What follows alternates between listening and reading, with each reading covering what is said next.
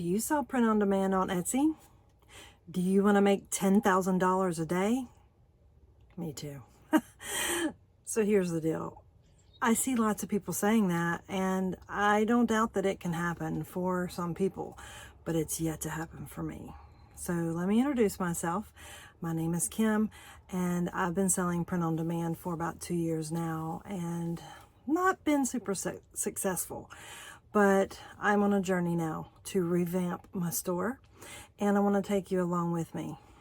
I'm going to tell you exactly what I'm doing because I do want to be one of those sellers that makes $10,000 a day. Heck, I want to make $1,000 a day, but I think it's possible, and I think that when we can take a better approach, when we can be more business-like about it, whether you've got 2 hours a day or 12 hours a day to put to it, I think it can happen. So together, let's revamp our shops and become successful. So now that I have introduced myself, I want to tell you just a little bit more. I'm not organized. I'm not a business person, and I want to do everything all the time. And that includes in my Etsy store. And that's been a big problem. All I've ever wanted to do since I was younger was to create t-shirts. So that's where I started. And then you watch videos and people say they're not, that successful. Do this, do that. There's this that you can sell on print on demand, and there's this. And I try that, and I try that. And it's basically like taking a wad of spaghetti, throwing it against the wall, and seeing which piece sticks. Unfortunately, I haven't had any spaghetti that has stuck to the wall yet.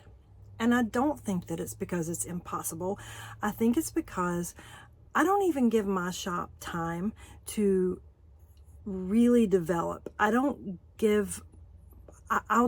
design 15 things in a day or more and just push them through with Printify, which is the print provider that I use. And I forget to go back. I forget to add SEO. I forget to add mock-ups. I forget to do all of the things that I know are what is going to make my shop successful. So what I'm going to do, and what I would love for you to do with me, if you're in the same place I am, is I am going to go through step by step what I am doing. And if you've got tips for me, please put them in the comments and I'll make a video about it, because I think there's room for us all out there. There's so many people and so many different genres, so many different niches out there, so many different styles that we can all have a place.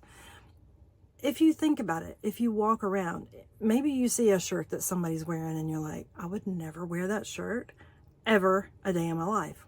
Well, guess what? Maybe that's the one that you need to be designing for.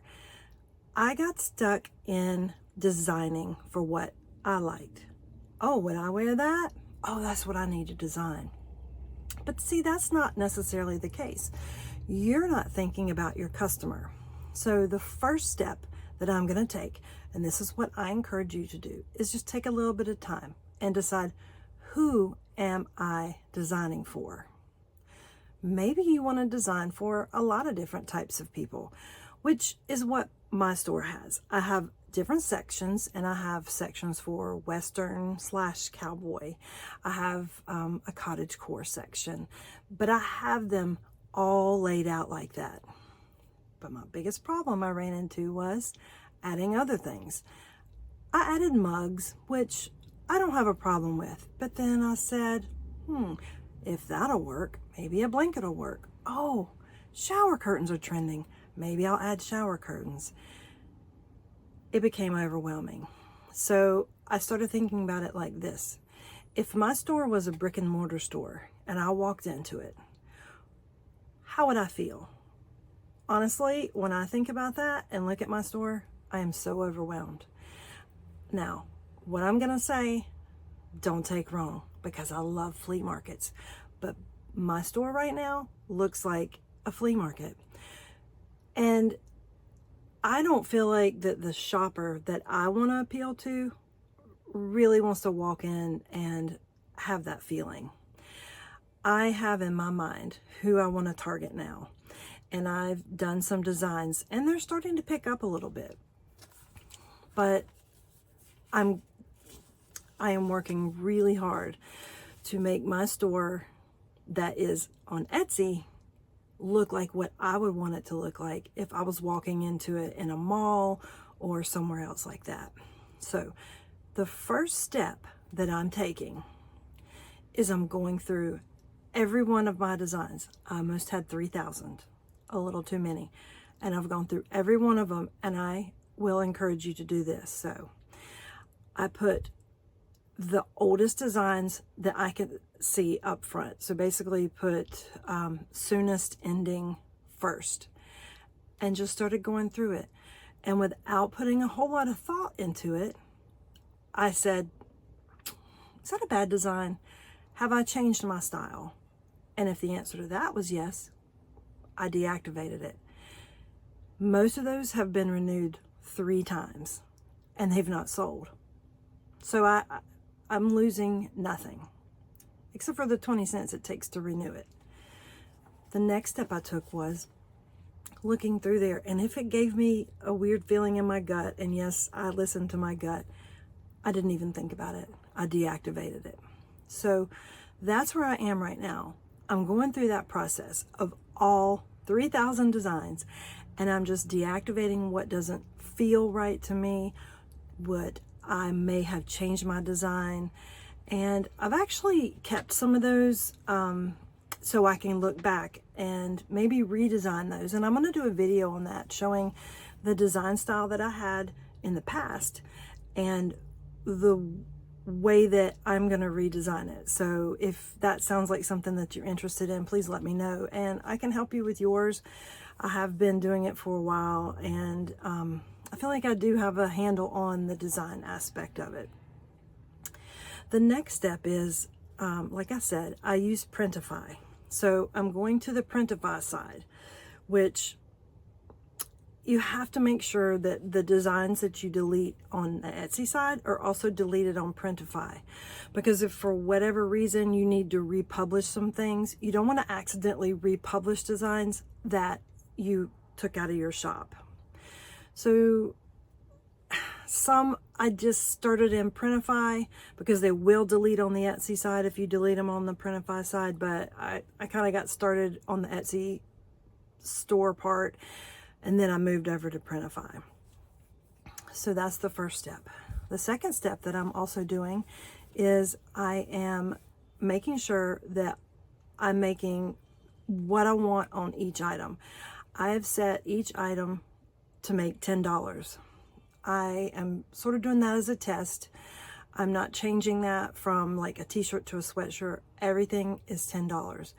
And that's going to help me keep up with things. And then if I need to add it, I can do it on the Etsy side where I can make it a little higher, like 20%, 30% or whatever. But right now, all I'm worrying about is making a fresh, clean slate with only the designs I want and only the amount that I want to make on each item. So I'm not going to get too heavy and do too much more than that in this video, but this is what I encourage you to do. Sit down and get a piece of paper. Write down who your audience is. Write down who you want to appeal to. Write down, what do I really want to sell? And if you have other things in your shop, do I need to keep those in my shop? And if I don't, then deactivate them. It is money that you've lost. But if they're not selling, it's not doing you any good anyways. Clean it up. Get it out of your head. Get it out of your Etsy store. I have to say that part about getting it out of your head, because if you're anything like me, you're constantly thinking. You're constantly thinking about life, designs, Etsy, business, people, friends, everything. And if you can at least get one of those things that might be weighing on you out of your mind, that's what I encourage you to do. put it on paper and just say, who am I appealing to and what do I want to sell? See, you can always add other things in later, but we're talking about cleaning things up, sort of a digital broom and getting all of the trash out of there. It's a great time. It's spring, so it's spring cleaning in your Etsy store. So start there and deactivate what you don't want. Go to the Printify side, clean up everything there, and let's start fresh. And I'll do another video and I'll take you through my journey, and then let's just be successful together. It is about making money, but right now it's about being a success personally, and just being a successful business person. And if we can do that, and if we can focus on the right things, the money will come. But I can promise you, because I've made this mistake, if all that you focus on is the money, you're going to make a lot of mistakes along the way, because you're going to panic sometimes, and you're going to think, I've got to put this design up, or I've got to do 10 of it. I saw this person tell me this and that person tell me that.